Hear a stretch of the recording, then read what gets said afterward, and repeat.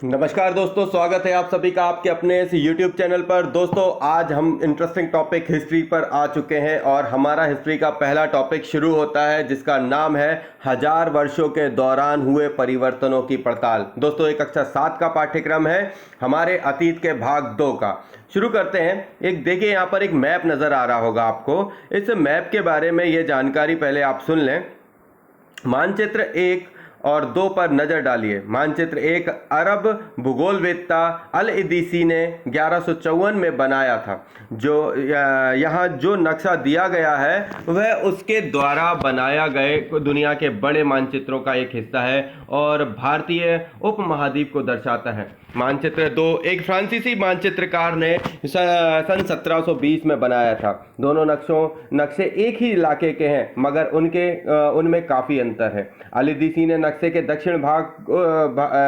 नक्शे में दक्षिण भारत उस जगह है जहां हम आज उत्तर भारत ढूंढेंगे और श्रीलंका का द्वीप ऊपर की तरफ है। जगहों के नाम अरबी में दिए गए हैं और इनमें कुछ जाने पहचाने नाम भी हैं, जैसे कि उत्तर प्रदेश का कन्नौज। मानचित्र 2 पहले मानचित्र में बनने के लगभग 600 वर्ष बाद बनाया गया। मतलब मानचित्र 2 सेकंड जो है वो पहले मानचित्र के बनने के लगभग 600 वर्ष बाद बनाया गया। इस कालावधि में उपमहाद्वीप के बारे में सूचनाएं काफ़ी बदल गई थी। यह नक्शा हमें ज़्यादा परिचित लगेगा। इससे उसमें विशेषकर तटीय इलाकों में बारीकी ब्यौरे देखकर आश्चर्य होता है। यूरोप के नाविक तथा व्यापारी अपनी समुद्र यात्रा के लिए इस नक्शे का इस्तेमाल किया करते थे। तो आइए शुरू करते हैं, इस चैप्टर को देखते हैं, इस चैप्टर के बारे में जानकारी समझते हैं। दोस्तों, ये अलीदीसी के द्वारा बनाया गया ये जो नक्शा है, इसमें 12वीं सदी के भूगोलवेत्ता अलीदीसी का बनाया हुआ दुनिया के नक्शे का एक हिस्सा जिसमें भारतीय उपमहाद्वीप दिखाया गया है। तो ये इस मानचित्र का एक हिस्सा है जिसमें क्या दिखाया गया है, भारतीय महाद्वीप को दिखाया गया है। और इस भारतीय उपमहाद्वीप के हिस्से में जो ये भाषा लिखी हुई है ये उर्दू भाषा है। तो इसको मैं बहुत बेहतर तो नहीं बता सकता, लेकिन इस पूरे सेक्शन में जो बनाया गया ये मैप है ये मतलब जहाँ दक्षिण था उसे उत्तर किया हुआ है। सेम इसी चीज के हिस्से में अगर इसे आप घुमाकर देखें तो देखिए, ये जो हिस्सा है ये श्रीलंका वाला और ये भारत वाला, इस हिस्से को अगर आप उल्टा करके देखें तो अब भी जो सेकंड वाला, ये फर्स्ट मानचित्र है, अभी सेकंड वाले मानचित्र में कुछ आपको समझ में आएगा। तो आपको ये समझ में आ रहा होगा कि इसमें जो दक्षिण है उसमें श्रीलंका यहाँ पर नीचे की तरफ दिखाया है। सेम यहाँ पर अगर देखें तो यहाँ पर क्या है, श्रीलंका को ऊपर की तरफ दर्शाया गया है और भारत का जो ये मैप है ये उल्टे मैप के मतलब अगर अपन जो मैप बनाते हैं जनरली, जो अपन दिशा कोऑर्डिनेशन लेते हैं उत्तर दक्षिण, तो इसको उत्तर दक्षिण के अकॉर्डिंग कहा जाए तो इसको क्या किया गया है,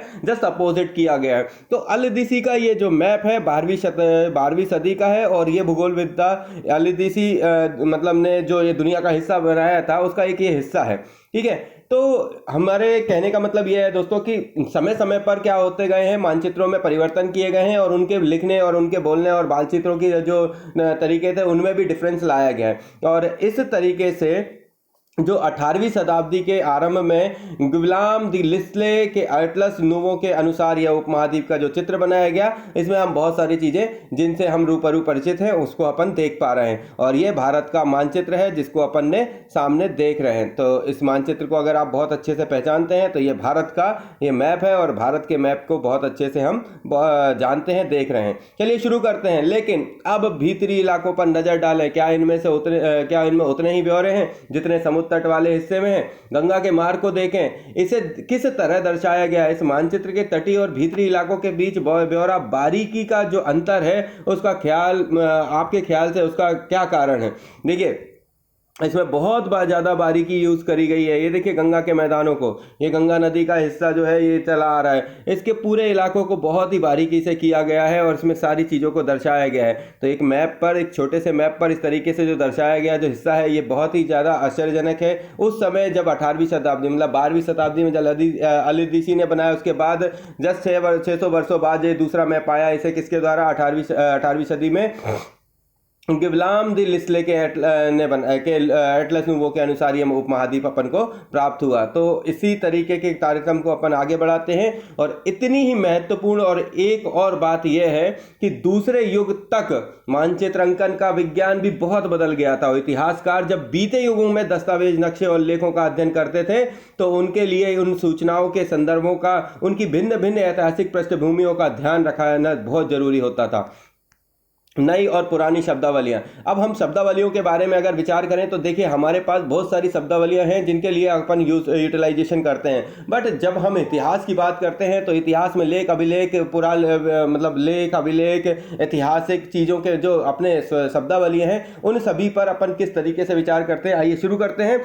अगर समय के साथ साथ सूचनाओं के संदर्भ बदलते हैं तो भाषा और अर्थों के साथ क्या क्या होता है। इतिहासकार अभिलेख कई तरह की भाषाओं में मिलते हैं और ये भाषाएं भी समय समय के साथ बहुत बदलती हैं। उदाहरण के लिए मध्य युग की फारसी आधुनिक फारसी भाषा से भिन्न है। मतलब जो मध्य युग की फारसी भाषा थी वो आधुनिक फारसी भाषा से भिन्न है। और यह भिन्नता सिर्फ व्याकरण और शब्द भंडार में ही नहीं है, समय समय के साथ शब्दों के अर्थ भी बदलते रहते हैं। उदाहरण के लिए थोड़ा सा इंपॉर्टेंट है, ये समझिएगा, है ना। ये क्वेश्चन पूछा जाता है कि हिंदुस्तान वर्ड के बारे में आप बताइए, जो मतलब पूर्व से आज तक में हिंदुस्तान वर्ड का क्या अपना एक महत्व और किस तरीके से उसका कारण है। तो उस तरह उसके बारे में सोचिएगा। उदाहरण के लिए हिंदुस्तान शब्द ही लीजिए। आज हम इसे आधुनिक राष्ट्र राज्य भारत के अर्थ में लेते हैं। 13वीं सदी में जब फारसी के इतिहासकार मिनहाज ए सिराज ने हिंदुस्तान शब्द का प्रयोग किया था तो उसका आशय पंजाब, हरियाणा और गंगा यमुना के बीच के स्थित इलाकों से था, जिसमें उसने इस शब्द का राजनीतिक अर्थ में उन इलाकों के लिए इस्तेमाल किया था जो दिल्ली के सुल्तान के अधिकार क्षेत्र में आते थे। सल्तनत के प्रसार के साथ साथ इस शब्द के अंतर्गत आने वाले सभी क्षेत्र भी बढ़ते गए, लेकिन हिंदुस्तान शब्द में दक्षिण भारत का समावेश कभी नहीं हुआ। इसके विपरीत 16वीं सदी के आरंभ में बाबर ने हिंदुस्तान शब्द का प्रयोग इस उपमहाद्वीप के भूगोल, पशु पक्षियों और यहाँ के निवासियों के संस्कृति का वर्णन करने के लिए किया। यह प्रयोग 14वीं सदी के अमीर खुसरो के द्वारा प्रयुक्त शब्द हिंद के ही कुछ समान था, मगर जहाँ भारत का एक भौगोलिक और सांस्कृतिक सत्व के रूप में पहचाना जा रहा था, वहाँ हिंदुस्तान शब्द से वे राजनीतिक और राष्ट्रीय अर्थ नहीं जुड़े थे जो हम आज जोड़ते हैं। किसी भी शब्द का प्रयोग करने में इतिहासकार को बहुत सावधान रहना चाहिए, क्योंकि अतीत में उन शब्दों के कुछ अलग अर्थ थे। उदाहरण के लिए विदेशी जैसा सीधा साधा शब्द ही ले लें, हमारे लिए आज इसका अर्थ होता है ऐसा व्यक्ति जो भारतीय ना हो। मध्य युग में मानो किसी गांव में आने वाला कोई भी अनजान व्यक्ति जो उस समाज या संस्कृति का अंग ना हो विदेशी कहलाता था। यानी कि ऐसे व्यक्ति को हिंदी में परदेसी या फारसी में अजनबी कहा जाता है। इसलिए किसी नगरवासी के लिए वनवासी विदेशी होता था। मतलब किसी पर्टिकुलर नगर का कोई व्यक्ति है, किसी एरिया का अगर कोई व्यक्ति है, उसके लिए वनवासी विदेशी होता था। मतलब अगर कोई वनवासी है तो वो उसके लिए क्या होता था, विदेशी होता था। किंतु एक ही गांव में रहने वाले दो किसान अलग अलग धार्मिक या जाति परंपराओं से जुड़े होने पर भी एक दूसरे के लिए विदेशी नहीं होते थे। ठीक है। इतिहासकार और उनके स्रोत। इतिहासकार किस युग का अध्ययन करते हैं और उनकी खोज की प्रकृति क्या है, इसे देखने के लिए वे अलग अलग तरह के स्रोतों का सहारा लेते हैं। उदाहरण के लिए पिछले साल आपने गुप्त वंश के शासकों और हर्षवर्धन के बारे में पढ़ा। इस पुस्तक में हम मोटे तौर पर 700 से लेकर 1750 ईस्वी तक लगभग 1000 वर्षों के बारे में पढ़ेंगे। मतलब ये जो पूरा का पूरा इस बुक में इस बार अपन जो मतलब हमारे अतीत में पढ़ेंगे वो 700 से लेकर 1750 ईस्वी के बीच का भाग होगा।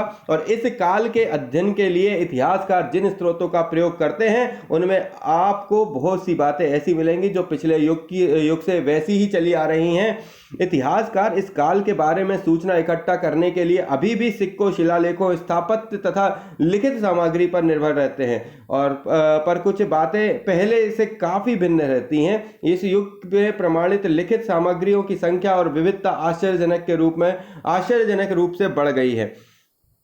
इसके आगे इतिहासकार सूचनाओं के दूसरे प्रकार में स्रोत का इस्तेमाल धीरे धीरे कम करने लगे हैं और इस समय के दौरान कागज क्रमशः सस्ता होता गया। मतलब ये है कि अपन क्या है, कागज का उपयोग करने लगे और धीरे धीरे इसका उपयोग क्या होता गया, सस्ता होने का बड़े पैमाने पे उपलब्ध होने लगा। लोग धर्म ग्रंथ, शासकों के वृतांत से, संतों के लेखन तथा उपदेश, अर्जियां, अदालतों के दस्तावेज, हिसाबकारों के खाते आदि लिखने में इसका उपयोग करने लगे। धनी व्यक्ति शासनजन मठ तथा मंदिर पांडुलिपियां एकत्रित किया करते थे। इन पांडुलिपियों को पुस्तकालयों तथा अभिलेखागारों में रखा जाता था। इन पांडुलिपियों तथा दस्तावेजों के इतिहासकारों को बहुत सारी विस्तृत जानकारियां मिलती थी, मगर साथ ही इनका उपयोग कठिन है। इन दिनों छापेखाने तो थे ही नहीं, इसलिए लिपिक को नकलनवीस हाथ से ही पांडुलिपियों की प्रतिकृति बनाते थे। अगर आपने कभी किसी मित्र के गृह कार्य की नकल उतारी है तो आप जानते होंगे कि यह काम आसान नहीं है। कभी कभी आपको अपने मित्र की लिखावट समझ में नहीं आती होगी और आपको मजबूर होकर अंदाजा ही लगाना पड़ता होगा कि क्या लिखा गया है। फलस्वरूप आपके लिखे में मित्र के लिखे हुए से कुछ मोटे छोटे लेकिन महत्वपूर्ण अंतर आ जाते होंगे। पांडुलिपियों की प्रतिलिपि बनाने में भी कुछ यही होता है। प्रतिलिपियां बनाते हुए लिपिक छोटे मोटे फेरबदल करते चलते थे। कहीं कोई शब्द, कहीं कोई वाक्य, सदी दर सदी प्रतिलिपियों की प्रतिलिपियां बनती रहीं और अंततः एक ही मूल ग्रंथ की भिन्न भिन्न प्रतिलिपियां एक दूसरे से बहुत ही अलग हो गईं और इससे बड़ी गंभीर समस्या उत्पन्न हो गई, क्योंकि आज हमें लेखक की मूल पांडुलिपि शायद ही कहीं मिलती है। हमें बाद में लिपिकों द्वारा बनाई गई प्रतिलिपियों पर ही पूरी तरह से निर्भर रहना पड़ता है। इसलिए इस बात का अंदाजा लगाने के लिए कि मूलतः लेखक ने क्या लिखा था, इतिहासकारों को एक ही ग्रंथ की विभिन्न प्रतिलिपियों के अध्ययन करना पड़ता है। कई बार लेखक स्वयं भी समय समय पर अपने मूल वृतांत में संशोधन करते रहते थे। 14वीं शताब्दी के इतिहासकार जियाउद्दीन बर्नी ने अपना वृतांत पहली बार 1356 में और दूसरी बार इसके 2 वर्षों बाद लिखा था। दोनों में अंतर है, लेकिन 1971 तक इतिहासकारों को पहली बार वाले वृतांत की जानकारी ही नहीं थी। यह पुस्तकालय के विशाल संग्रहालय में कहीं दबा पड़ा था। दोस्तों, कुछ चीज़ें अपन ने जो ऊपर छोड़ी इसके बारे में देखो मैं जो चीज़ें इसमें बताना चाहता हूँ एक थोड़े से समराइज़ करूँगा। इस समराइज़ करने में कुछ चीज़ें आपके हो सकता है हासिल हो।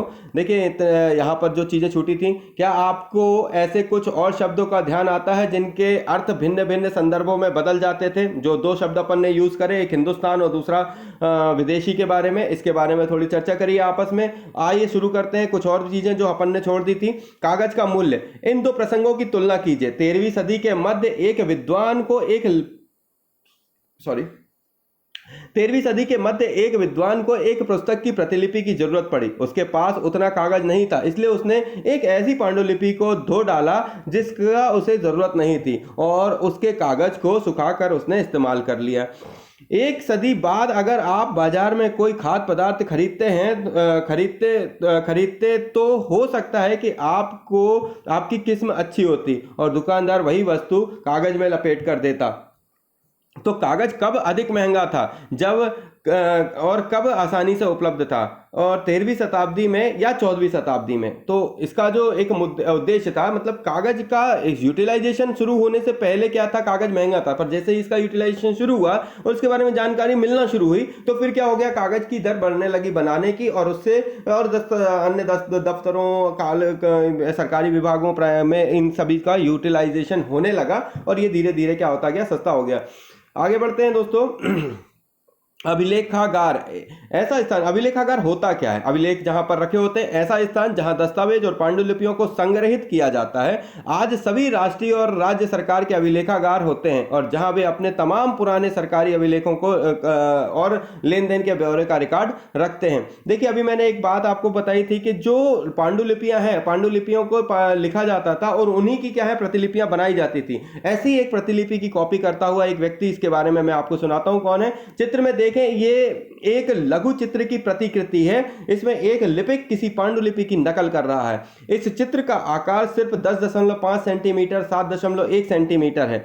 इस छोटे आकार के कारण इसे लघु चित्र या मिनिएचर कहा जाता है, लघु चित्र या मिनिएचर कहा जाता है। कभी कभी इन लघु चित्रों का प्रयोग लेख में आई पांडुलिपियों को स्पष्टता प्रदान करने के लिए किया जाता था। ये इतने सुंदर होते थे कि आगे चलकर संग्रहकर्ता अक्सर इन चित्रों को पांडुलिपियों से अलग करके बेचने लगे थे। देखिए, जो इसमें मिनिएचर जो यूज किया जाता था, बाद में क्या हुआ था कि जब पैसे की मतलब लोगों को यूटिलाइजेशन समझ में आई, तो वो पांडुलिपियों से क्या उन चित्रों को हटाकर बिना उसके ही बेचने लगे थे। तो ये इसकी कुछ एक प्रतिलिपि है, आपको दिखा रहा हूं। लिखावट की भिन्न प्रकार की शैलियों के कारण फारसी और अरबी पढ़ने में कठिनाई हो सकती है। नस्तलिक लिपि बाईं ओर और में वर्ण जोड़कर धारा प्रवाह रूप से लिखे जाते हैं। फारसी अरबी के जानकारों के लिए इस लिपि को पढ़ना आसान होता है। शिकस्त लिपि यानी दाईं ओर अधिक सघन और संक्षिप्त और कठिन है। तो दोनों लिपियों के बारे में आपको मैं यहाँ पे दिखा पा रहा हूँ। देखिए, ये जो लिपि है ये फारसी है और ये शिकस्त लिपि है। दोनों में क्या अंतर है, ये इधर से इधर की तरफ चल रही है और ये जो है सीधे तरफ चल रही है। पर इस दोनों में क्या है, ये थोड़ा सा घनी है, ये सघन है, और ये थोड़ा सा क्या है, प्रॉपरली जो लिपि लिखी जाती है फारसी वैसी है। तो शिकस्त लिपि आपने देख ली, फारसी लिपि आपने देख ली, इनके चीजों के बारे में जान लिया। आइए शुरू करते हैं जो छूट गया था और आगे बढ़ते हैं। नए सामाजिक और राजनीतिक समूह। आइए शुरू करते हैं। सन 700 और 1750 के बीच के 1000 वर्षों का अध्ययन।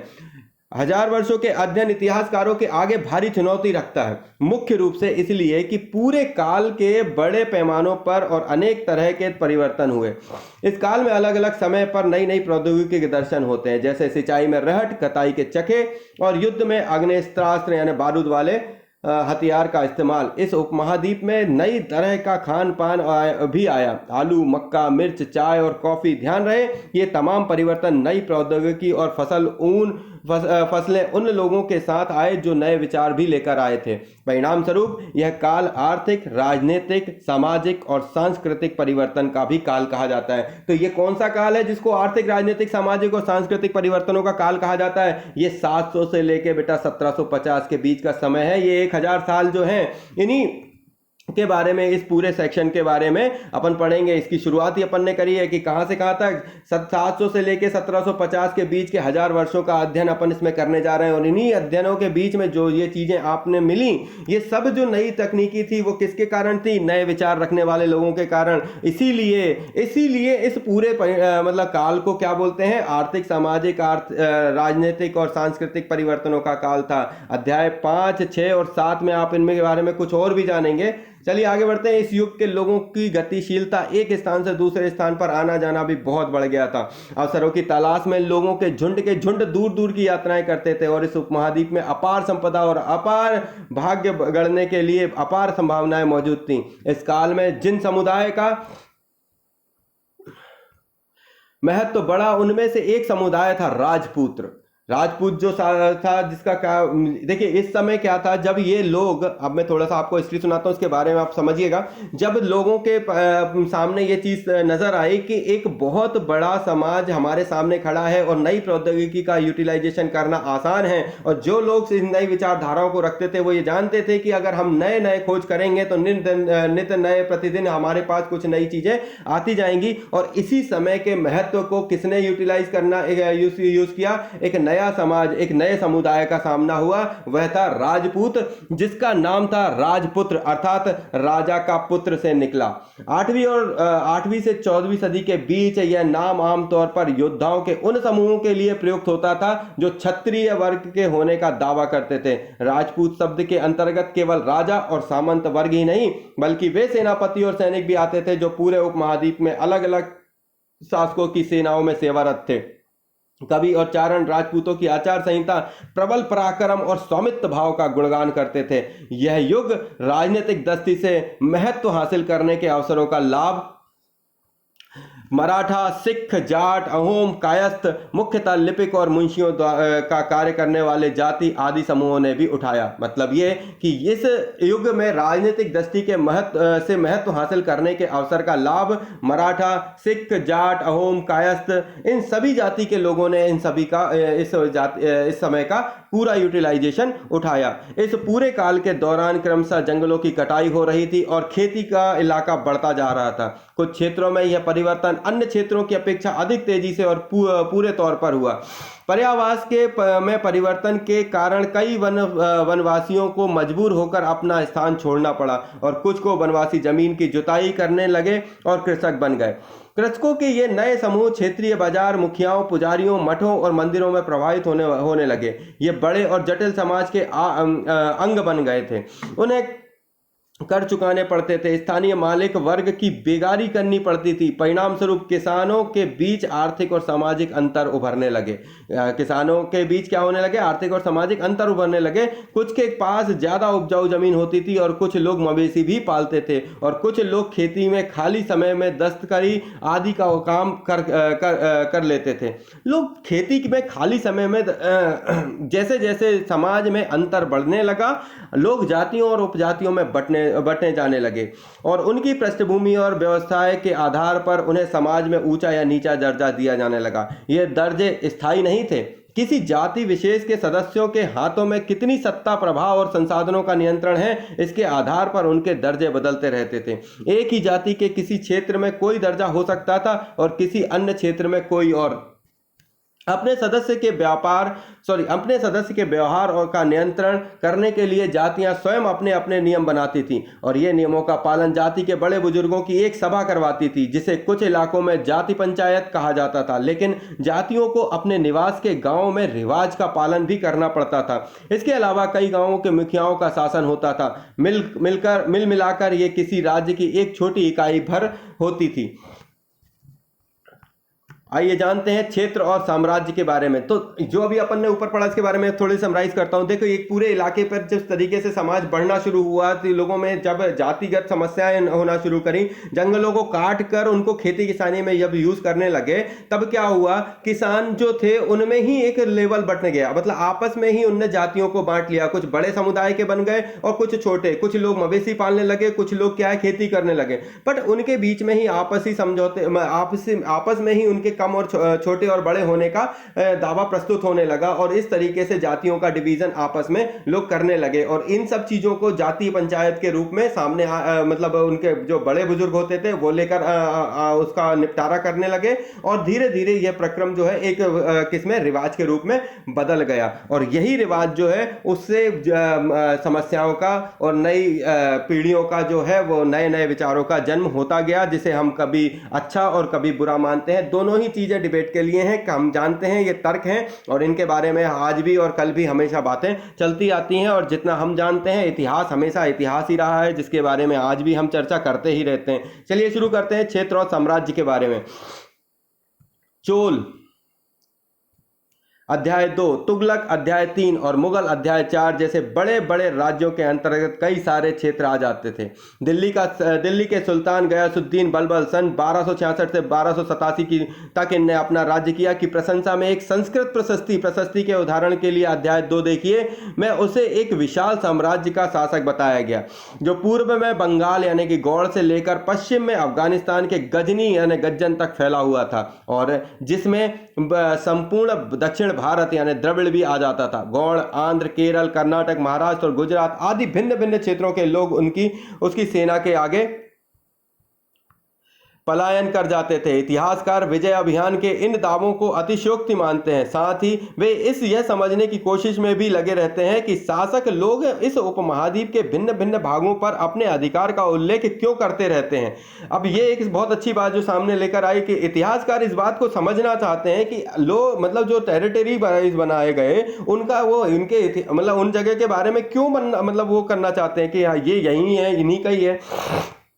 चलिए कुछ और चीज सुनाता हूं, इसको देखिए जो क्षेत्र बटे हुए थे उन क्षेत्रों के बारे में अपन शुरू करते हैं। नंबर 1, 2 और 3 के बारे में देखते हैं। ये कहाँ का स्थान है? सिविस्तान, उच्च और मुल्तान। तो देखिए सिविस्तान, उच्च और मुल्तान कहाँ पर मिलेगा? ये जो आज का अफगानिस्तान पाकिस्तान का इलाका है, ये कौन सा था?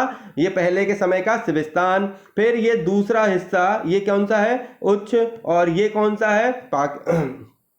सिविस्तान, उच्च और कहाँ जा रहे हो भाई, मुल्तान। ये जो हिस्सा है मुल्तान का, तीसरे नंबर पे ये हिस्सा कौन सा है, ये मुल्तान। फिर चौथा, पांचवा, छठवां, चौथे, पांचवे, छठवे की तरफ अगर चलें तो कालानौर, लाहौर और समाना, कालानौर, लाहौर और समाना। तो ये रहा कालानौर, ये चौथा, पांचवा और छठवे पे कालानौर, ये कालानौर है, ये यहाँ पर आपका लाहौर, और ये वही बुला दिए, कालानौर, लाहौर और समाना। ठीक है, तो कालानौर हो गया, लाहौर हो गया और समाना हो गया। चौथा कालानौर, लाहौर और समाना। पहले वाले में क्या था, सिविस्तान, उच्च और मुल्तान, सिविस्तान, उच्च, मुल्तान, फिर कालानौर, फिर इसके बाद आ जाओ लाहौर, और फिर ये हो गया मुल्तान। तो ये जो हिस्से थे ऊपर वाले उत्तर की तरफ के, यहां से ही सारे लोगों का आना जाना हुआ है। इसी हिस्से को अगर आप थोड़ा सा याद रखेंगे तो आपका ही भला होना है, मेरा तो होना ही है, आपका तो होना ही होना है। चलिए आगे बढ़ते हैं। सुरसुती, कोहराम और हासी। सुरसुती, कोहराम और हासी, ये 6, 7, 8, या ये देखिए यहाँ पर सुरसुती, कोहराम और हासी, ये इस हिस्से के क्षेत्र हैं। ये कौन सा क्षेत्र है, गंगा का मैदान है ना, सुरसुती, कुनवार और हासी। इसके बाद दिल्ली, बदायूं, कन्नौज। तो दिल्ली सभी जानते हैं, जहां दिल है, दिल्ली, बदायूं और कन्नौज। ये हिस्सा जो आज की डेट पे कहां पर है, ये अपना बिहार वाला हिस्सा है। ठीक है, दिल्ली, बदायूं और कन्नौज। उसके बाद आते हैं कड़ा, मानिकपुर, जिसका कौन था सरदार, आप मुझे वो बताइएगा कमेंट करके। कड़ा, अवध और बिहार। तो आ जाए इधर पे, कड़ा, अवध और बिहार। ये हिस्सा जो है कड़ा, अवध और बिहार का है। आप सभी जानते हैं बिहार कहाँ पर है, कड़ा कहाँ पर था और अवध कहाँ पर है। लखनौती, जाजनगर और मालवा। लखनौती, जाजनगर, मालवा, ये देखिए यहाँ पर आपको मिल जाएगा, लखनौती, जाजनगर और मालवा। आइए आगे बढ़ते हैं। उसके बाद है गुजरात, देवगिरी, तेलंगाना। तो यहाँ पे गुजरात, देवगिरी, तेलंगाना, ये रहा गुजरात, देवगिरी और तेलंगाना। फिर आगे बढ़ते हैं, तेलंग, द्वार समुद्र और मालाबार। तो ये नीचे वाले हिस्से पे तेलंग जो है ये रहा आपका तेलंग, द्वार समुद्र, द्वार समुद्र और मालाबार। तो ये जो पुराने नाम थे, जिनका आज भी अपने लोग नाम के, देखिए नाम की कहानी ऐसी है कि आज का आंध्र प्रदेश, आप आंध्र प्रदेश तो जानते हो, लेकिन इसको पहले क्या कहते थे ये जान लोगे तो क्या बुराई है। दूसरी चीज ये कि पाकिस्तान को जानना जरूरी नहीं है, जितना ये जानना जरूरी है कि पाकिस्तान को पहले क्या बोलते थे, या उस इलाके के बीच में बटे हुए हिस्से को क्या बोलते थे। क्योंकि अगर आप इतिहास पढ़ रहे हैं तो आपको ये पता होना चाहिए कि इसी हिस्से से क्या थे, बहुत सारे लोग अपने भारत में आकर राज्य करने आए थे। यही वो स्थान है जहां से लोगों ने लूटपाट करने आए। तो इन हिस्सों को जानना अति आवश्यक है, इसीलिए मैंने आपको ये बोला कि इनको याद कर लो, बाकी के तो नहीं भी करोगे तो चल जाएगा काम। चलिए आगे बढ़ते हैं। मिस्र के शिहाबुद्दीन उमरी द्वारा रचित मसालिक अल अवसर फी ममालिन अल अमसर के अनुसार मोहम्मद अगलक के राज्यकाल में दिल्ली सल्तनत के अंतर्गत आने वाले प्रांत, तो जो मैंने अभी पढ़ा वो ये इसके अंतर्गत आता था। ठीक है, आगे बढ़ते हैं। क्या आप क्या समझते हैं कि शासक ऐसे दावे क्यों करते थे? तो शासक ऐसे दावे इसलिए करते थे भाई देखो सीधी सी बात है, अपनी अपनी टेरिटरी बनाने की सबकी होड़ लगी हुई थी, और यही वो स्थान था कि कौन कहाँ रहता है और कौन कहाँ का बड़ा साम्राज्य बनाता है और उसके अंदर कौन कितना काम करता है। और यही चीजें जो है वो क्या करती थी, साम्राज्य के हिस्से को डिसाइड करती थी। और फिर जब भी लोग अपना साम्राज्य का हिस्सा बना लेते थे और उसके बाद जब वो राज करते थे, तो उसी राज्य को पाने के लिए उनके आपस में या फिर किसी ना किसी प्रकार से लड़ाई झगड़े होते थे, और उनके बाद राजा जो है वो जिसकी ताकत ज्यादा होती थी वो उसका राज्य संभालता था, और इस तरीके से कार्यक्रम चलता रहता था। आगे भी बहुत सारी चीजें हैं, शुरुआत का ये इंट्रोडक्शनरी सेक्शन है, शुरू करते हैं अपन और आगे बढ़ते हैं। भाषा तथा क्षेत्र। सन 1318 में कभी अमीर खुसरो के इस बात पर गौर किया था कि सन 1318 में कभी अमीर खुसरो ने इस बात पर गौर किया था कि इस देश के हर क्षेत्र की एक अलग भाषा है। सिंधी, लाहौरी, कश्मीरी, द्वार समुद्री दक्षिण कर्नाटक में, तेलंगानी आंध्र प्रदेश में, गुजरी गुजरात में, मवारी तमिलनाडु में, गौंडा बंगाल में, अवधी पूर्वी उत्तर प्रदेश में और हिंदवी दिल्ली के आसपास के क्षेत्र में। अमीर खुसरो ने आगे यह बतलाया कि इन भाषाओं के विपरीत एक भाषा संस्कृत भी है, और किसी विशेष क्षेत्र की भाषा नहीं, यह एक प्राचीन भाषा है, केवल ब्राह्मण जानते थे, आम जनता नहीं। अमीर खुसरो द्वारा उल्लेखित भाषाओं की एक सूची बनाई है, और एक सूची उन भाषाओं के नामों की बनाई है जो उनके द्वारा उल्लेखित क्षेत्रों में आज बोली जाती है। जो नाम एक से हैं उन्हें रेखांकित कीजिए और जो नाम भिन्न हैं उनके चारों ओर घेरा खींचिए। क्या आपने ध्यान दिया कि समय के साथ भाषाओं के नाम बदल गए हैं? दोस्तों, ये जो मैंने अभी ऊपर दिखाया, आपको नाम बताया, उन्हीं को एक मैप निकालिए और उसी मैप पर टिक लगाकर देखिए कि इस जगह का नाम क्या है आज वर्तमान में, और दूसरा यहाँ पर बोले जाने वाली बोलियां कौन सी हैं, और तीसरा इनका गठन कब हुआ। तो आपको समय पता चल जाएगा और उस समय से आज के समय तक में होने वाले परिवर्तनों में को समझने में आसानी होगी। और ये मैंने किया हुआ है, इसलिए मैं आपको ये समझा रहा हूं कि इससे बहुत ज़्यादा मदद मिलती है। मैप खरीदिए, मैप को इसको उल्लेख करिए, थोड़ा सा टाइम लगेगा, उनका पॉइंट आउट करिए, 1 2 3 4 करके ऐसे 12-15 पॉइंट हैं, इन 15 पॉइंटों को लिखिए। फिर आपको बहुत आसान होगा कि आप टॉप से लेकर बॉटम तक के क्षेत्रों के बारे में उस समय के नामों को जान पाएंगे जो वो नाम उस समय चला करते थे। क्योंकि अभी जब अपन शासन के बारे में पढ़ेंगे, लोगों के बारे में पढ़ेंगे, तो अभी जैसे मैंने ही कहा कि कड़ा मानिकपुर कहां पर है, तो कड़ा मानिकपुर, कन्नौज, ठीक है, अवध, है ना। तो ये जो नाम है, तो ये नामों को आप कहां पहचानेंगे, कैसे, ये मानचित्र पे कहां पर होंगे? इन सब चीजों को अगर एक बार आपके दिमाग ने सेट कर लिया तो आपका काम बन जाएगा। और चूंकि अगर आपने ना किया तो आपका काम बनता बनता बिगड़ जाएगा। तो बिगड़ने की जगह बनाने की कोशिश करिए। एक सड़े से कागज को मैप में कन्वर्ट कर लीजिए, फिर देखिए कितना मजा आता है। चलिए आगे बढ़ते हैं। हिदायत थी, लेनी है तो ले लीजिए और नहीं तो भी ले लीजिए। सन 700 तक कई क्षेत्रों के अपने अपने भौगोलिक आयाम तय हो चुके थे और उनकी अपनी भाषा तथा सांस्कृतिक विशेषताएं स्पष्ट हो गई थी। अध्याय 9 में आपको इसके बारे में और अधिक जानकारी मिलेगी। ये क्षेत्र विशेष शासक राजवंशों से जुड़े गए थे। इन राज्यों के बीच काफी टकराहट चलती रहती थी। कभी कभी चोल, खलजी, तुगलक और मुगल जैसे राजवंश अनेक क्षेत्रों में फैला एक विशाल साम्राज्य भी खड़ा कर लेते थे। ये सभी साम्राज्य समान रूप से स्थिर या सफल नहीं हो पाते थे। उदाहरण के लिए अध्याय 3 अध्याय 4 की तालिका 1 की तुलना कीजिए। खलजी और मुगल वंश के शासन कितनी अवधि तक चले, ये इसकी अभी अपन बढ़ेंगे तब बताएंगे। 18वीं सदी में मुगल वंश पतन के ढाल पर था।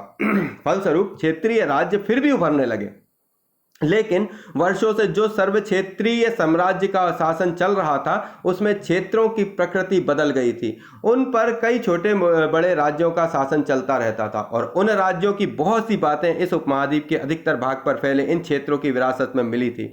इस तथ्य का पता हमें उन कई परंपराओं से लगता है जो इन क्षेत्रों में उभरी थी। इन परंपराओं में कुछ एक दूसरे से भिन्न और कुछ एक समान है। ऐसी परंपराओं में हमें प्रशासन, अर्थव्यवस्था के प्रबंधन, उच्च संस्कृति तथा भाषा के संदर्भ में मिलते हैं। सन 700 से लेकर 1750 के बीच 1000 वर्षों में इन विभिन्न क्षेत्रों की प्रकृति एक दूसरे से कटकर अलग अलग नहीं पनपी थी। हालांकि उनके चरित्र की अपनी विशेषता बनी रहती थी, मगर समन्वय के सर्व क्षेत्रीय ताकतों का प्रभाव भी उन पर पड़ता था। पुराने और नए धर्म, आइए आगे बढ़ते हैं और इसको जानते हैं। इतिहासकार के जिन 1000 वर्षों की पड़ताल हम कर रहे हैं, इनके दौरान धार्मिक परंपराओं में कई बड़े परिवर्तन आए।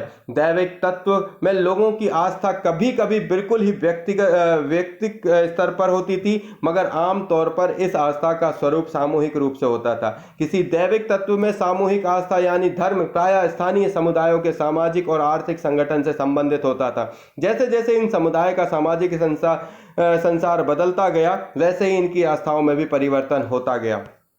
आज हम जिसे हिंदू धर्म कहते हैं, उससे भी इसी युग का महत्वपूर्ण बदलाव आए। इस परिवर्तनों में से कुछ थे नए देवी देवताओं की पूजा, राजाओं द्वारा मंदिरों का निर्माण, समाज में पुरोहितों के रूप में ब्राह्मणों का बढ़ता महत्व तथा बढ़ती सत्ता इत्यादि। संस्कृत ग्रंथों के ज्ञान के कारण समाज में ब्राह्मणों का बड़ा आदर होता था। इनके संरक्षक थे। नए नए शासक जो स्वयं प्रतिष्ठा की चाह में थे, इन संरक्षकों को समर्थन होने के कारण समाज में इनका दबदबा भी बढ़ गया था। इस युग में यहाँ पे कुछ चीजें लिखी हैं, इनको अपन पढ़ लेते हैं पहले, फिर आगे बढ़ते हैं। पता लगाइए कि क्या आपका राज्य कभी इन सर्व क्षेत्रीय साम्राज्य का हिस्सा था? यदि रहा तो कितने समय तक? वेरी गुड, आगे बढ़ते हैं। क्या आपको संस्कृत ज्ञान एवं ब्राह्मणों के बारे में अमीर खुसरो की टिप्पणी याद है? Very good. संरक्षक, कोई प्रभावशाली धनी व्यक्ति जो किसी कलाकार, शिल्पकार, विद्वान या अभिजात जैसे किसी अन्य व्यक्ति को मदद का सहारा दे, वो क्या कहलाता था? संरक्षक। चलिए आगे बढ़ते हैं अपन। कहाँ पहुँच गए जी।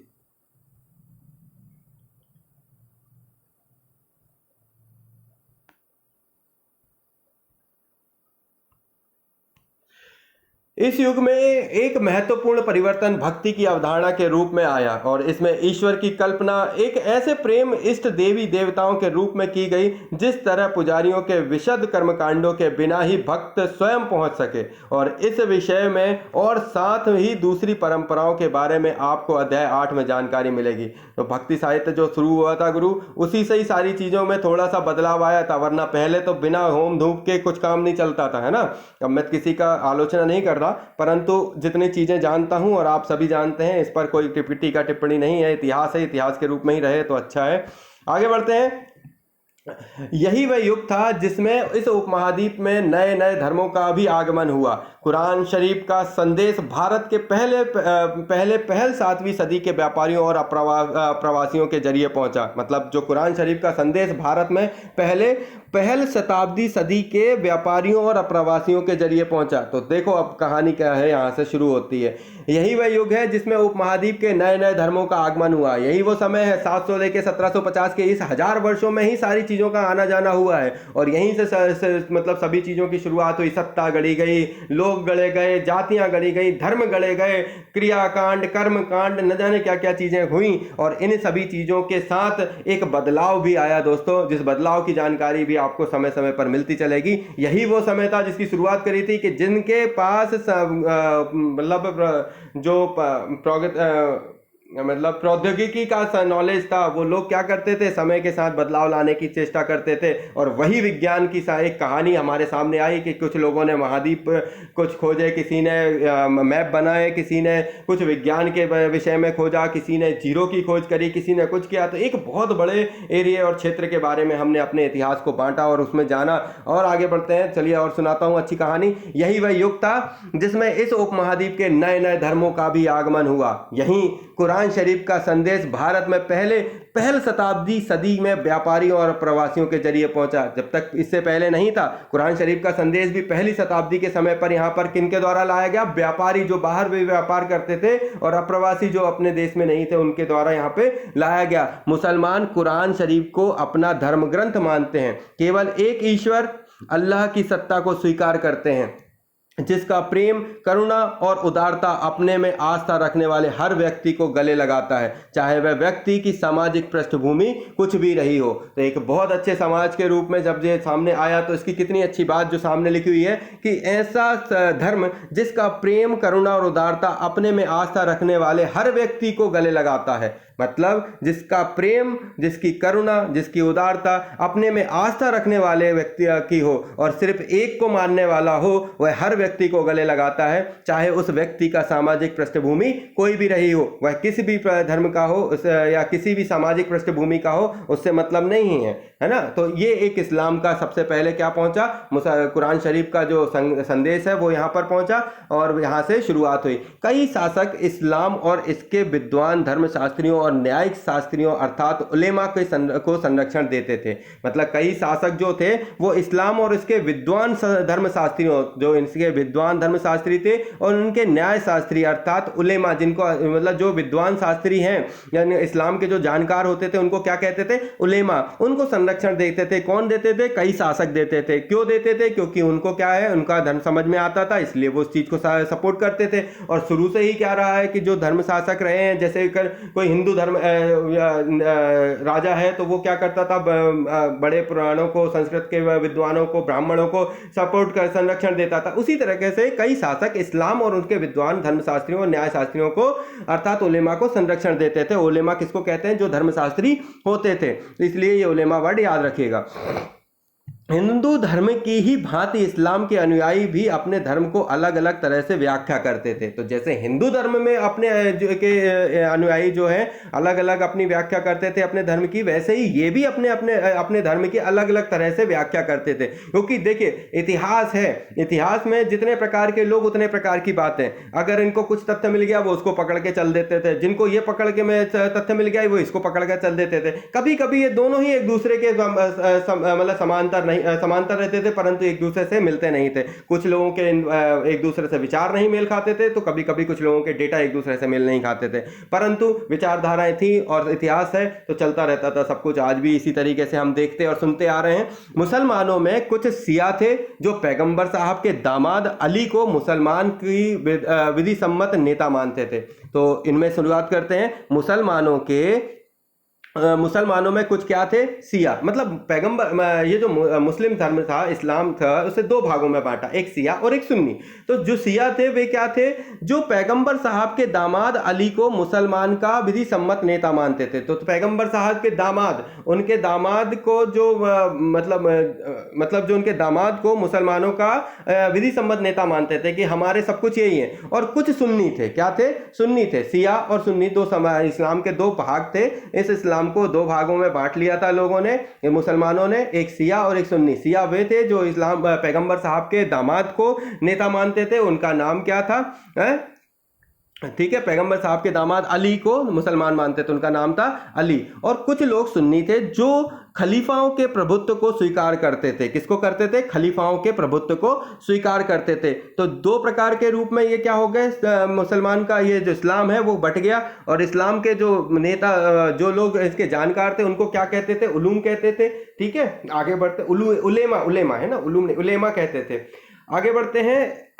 जो खलीफाओं के प्रभुत्व को स्वीकार करते थे। इस्लाम के आरंभिक दौर में इस धर्म का नेतृत्व करने वाला खलीफा कहलाता था। मतलब जो शुरुआत में जब ये इस्लाम धर्म आया तो इस्लाम धर्म का अब क्या हुआ? प्रचार प्रसार हुआ। भाई जैसे अन्य धर्म थे उन्हीं तरीके से ये भी एक धर्म था जिसका क्या आवश्यक है? भाई इसका एडवर्टाइजमेंट होना आवश्यक है, मतलब इसका प्रचार प्रसार होना आवश्यक है, तभी तो लोगों तक पहुंचेगा और लोग उसको जानेंगे और लोग उसको अपनाएंगे। जिन्हें ये समझ में आया उन्हें अपनाया, जिन्हें नहीं आया उन्हें नहीं अपनाया। तो यहां से शुरू हुआ उसको अपने इस धर्म को मतलब लोगों तक पहुंचाने का सिलसिला। तो जो व्यक्ति इस धर्म को लोगों तक पहुंचाते थे, मतलब ये कि इस्लाम के आरंभिक दौर में इस धर्म का नेतृत्व करने वाला खलीफा कहलाता था। जो इस धर्म का क्या करता था? नेतृत्व करता था। भाई उनको सबको, जो लोग हैं जानकार हैं, उन सभी लोगों का कौन नेतृत्व करेगा? एक व्यक्ति करेगा। और उस व्यक्ति का नाम क्या होता था? खलीफा होता था। ठीक है, और आगे भी इसकी परंपरा चलती रही। इस्लामी न्याय सिद्धांत विशेष भारत में हनफी और सफी ऐसे सिद्धांत थे। तो इनके जो विशेष सिद्धांत थे, उन सिद्धांतों को अपन क्या कहते हैं? इस्लामी न्याय सिद्धांत को विशेषकर भारत में हनफी नाम से जाना जाता है और शफी ऐसे सिद्धांत हैं कि विभिन्न परंपराओं में कई महत्वपूर्ण अंतर रहे हैं। ऐसे ही धर्म सिद्धांतों तथा रहस्यवादी विचारों को लेकर विभिन्नताएं देखने को मिलती रहती हैं। तो जो मैंने अभी बात कही कि मतलब ऐसी ही धर्म सिद्धांतों तथा रहस्यवादी विचारों को लेकर विभिन्नताएं हमेशा इतिहास में बनी ही रही हैं और चलती रही हैं। समय और इतिहास के कालखंडों पर विचार। आइए शुरू करते हैं। इतिहासकार समय को केवल घड़ी या कैलेंडर की तरह नहीं देखते, यानी कि केवल घंटों, दिन या वर्षों के बीतने के रूप में नहीं देखते। उनका नजरिया यह है कि समय सामाजिक और आर्थिक संगठनों में आने वाले परिवर्तनों को झलकाता है। यह दिखलाता है कि विचार और विश्वासों में कितना स्थायित्व रहा है और कितना परिवर्तन आया है। यदि अतीत का समान विशेषता रखने वाला कुछ बड़े बड़े हिस्सों, युगों या कालों में बटा दिया जाए तो समय का अध्ययन कुछ आसान हो जाएगा। देखिए सीधी सी बात है, जो पूरे हिस्से का समाज, मतलब पूरा विचार एक समाज रूप से जो बड़े लेवल पर फैला है, उसका क्या कहानी है कि कितना परिवर्तन आया, ये कैसे जानोगे? तो इसके लिए जरूरी है कि अतीत को एक विशेष अतीत का विशेष समान विशेषता रखने वाले कुछ बड़े हिस्सों को क्या कर दिया जाए? कालों में बांट दिया जाए। तो उससे क्या कुछ हो सकता है, जानकारी निकल आए, कुछ समझ में आए। 19वीं सदी के मध्य में अंग्रेज इतिहासकार ने भारत के इतिहास को 3 युगों में बांटा था, हिंदू, मुस्लिम और ब्रिटिश। ये क्या थे?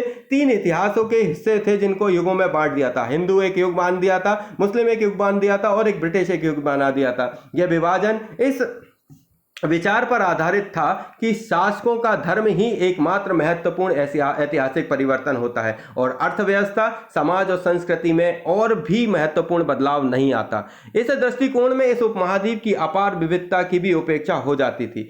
इस काल विभाजन को आज बहुत कम इतिहासकार ही स्वीकार करते हैं। बिल्कुल, मैं खुद इस चीज का विरोध करूंगा कि इस चीज से मतलब सिर्फ इस बात से कि 19वीं सदी के मध्य अंग्रेज इतिहासकार ने भारत को इतिहास के 3 युगों में बांटा कि हिंदू, मुस्लिम और ब्रिटिश। ये उस समय की एक, देखिए, ये उस समय प्रचलित था, इसलिए उस व्यक्ति ने देखकर इसे बना दिया। पर आज के समय पर यह विचारधारा यूज करना समझदारी नहीं है। इसके लिए जरूरी है इतिहास को पढ़ना, इतिहास को समझना और उसके बाद लोगों तक सही तरीके से सही मार्गदर्शन करना। और मैं जितना जानता हूं कि एनसीईआरटी से अच्छा कोई जानकारी देने वाला कोई और साधन हो ही नहीं सकता। चलिए आगे बढ़ते हैं।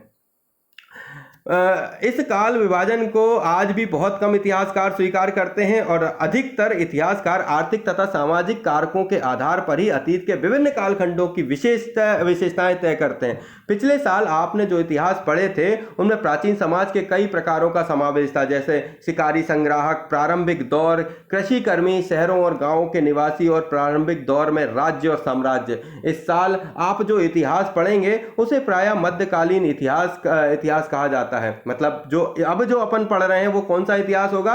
मध्यकालीन इतिहास होगा। जो 6वीं कक्षा में अपन ने पढ़ा था वो कौन सा था? प्रारंभिक दौर के बारे में था, मतलब वो प्रारंभ के समय की कहानी थी। इसमें आपको कृषक समाजों के विस्तार, क्षेत्रीय और साम्राज्य राज्य के उदय, कभी कभी तो ग्रामवासियों और वनवासियों की कीमत पर, प्रधान धर्मों के रूप में हिंदू धर्म, इस्लाम धर्म के विकास और यूरोप में व्यापारी कंपनियों के आगमन के बारे में विस्तार से जानकारी इस पाठ में आपको मिलेगी। यह मध्ययुग का भारत है।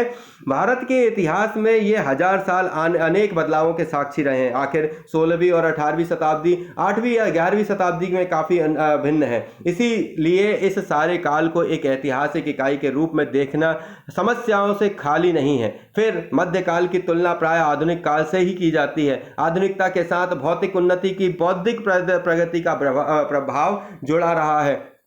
इससे आशय यह निकलता है कि मध्यकाल रूढ़िवादी था और इस दौरान कोई परिवर्तन हुआ ही नहीं। लेकिन हम जानते हैं कि ऐसा नहीं था। हम जानते हैं कि ऐसा नहीं था, ऐसा हुआ ही, ऐसा जो मतलब समाज सामने आया उसका आधुनिक काल से और मध्यकाल से कितना जुड़ाव था, ये हम और आप उसके अध्ययन से करते आ रहे हैं, पढ़ते आ रहे हैं। इन 1000 वर्षों के दौरान इस उपमहाद्वीप में के समाज में प्राय परिवर्तन आते रहे और कई क्षेत्रों और अर्थव्यवस्थाओं में इतना समृद्ध हो गई कि उसमें यूरोप की व्यापारी कंपनियों को भी आकर्षित करना आरंभ कर दिया। और इस पुस्तक को पढ़ते समय आप परिवर्तनों के चिन्हों या सक्रिय ऐतिहासिक प्रक्रियाओं पर ध्यान देते चलें और जब भी संभव हो तो इस पुस्तक में आप जो पढ़ रहे हैं उसकी तुलना आप पिछले वर्ष पढ़ी हुई बातों से करने की कोशिश करें। जहां भी संभव हो यह देखें कि कहां बदलाव हुए हैं और कहां नहीं, और आज अपने आसपास की दुनिया पर नजर डालकर यह भी देखें कि और भी क्या कुछ बदला है या वैसा का वैसा ही है।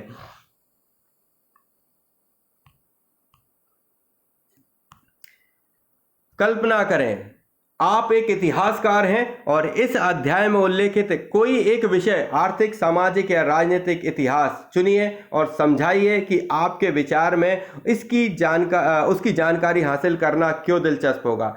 देखिए, अगर आप एक इतिहासकार हैं और अगर आप मतलब एक छोटी सी बात है कि आपकी जो मेमोराइज पावर है उसके बारे में अगर आप सोचें तो देखो, आज के वर्तमान समूह को समझें और पूर्व के समय को समझें।